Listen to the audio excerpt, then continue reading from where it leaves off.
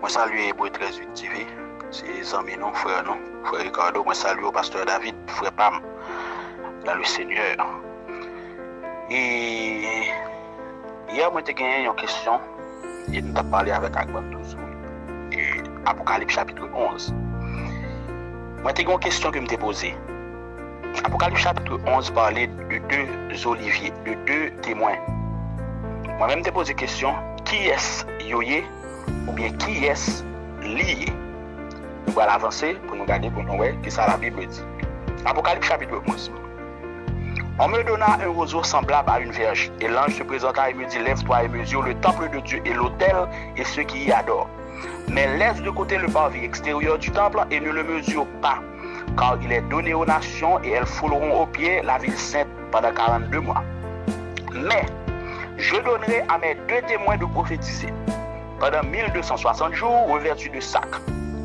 Ce sont les deux oliviers et les deux chandeliers qui se tiennent devant le Dieu de la terre.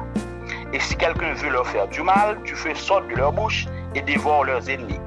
Car si quelqu'un veut leur faire du mal, il faut qu'il soit tué de cette manière. Ils ont le pouvoir de fermer le ciel afin qu'il ne pleuve pas pendant les jours de leur prophétie. Ils ont aussi le pouvoir de changer les eaux en sang et de frapper de la terre de toutes sortes de plaies. Toutes les fois qu'ils le voudront. Et quand ils auront achevé de rendre leur témoignage, la bête qui monte de l'abîme leur fera la guerre et les vaincra et les tuera.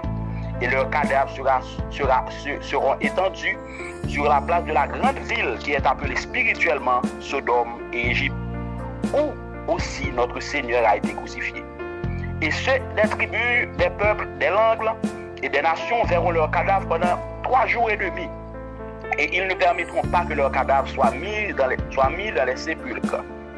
Les habitants de la terre se réjouiront, ils seront dans l'allégresse, ils s'enverront des présents les uns des autres, parce que ces deux prophètes ont tourmenté les habitants de la terre.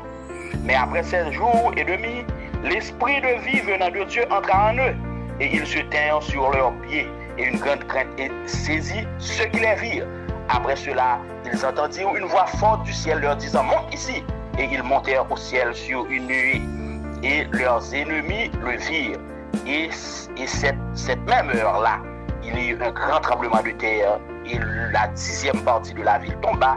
Et 7000 hommes furent tués par ce tremblement de terre. Et les autres furent épouvantés et donnèrent gloire à Dieu au ciel. Le second malheur est passé. Voici le troisième malheur vient à toute vitesse. À vous donner.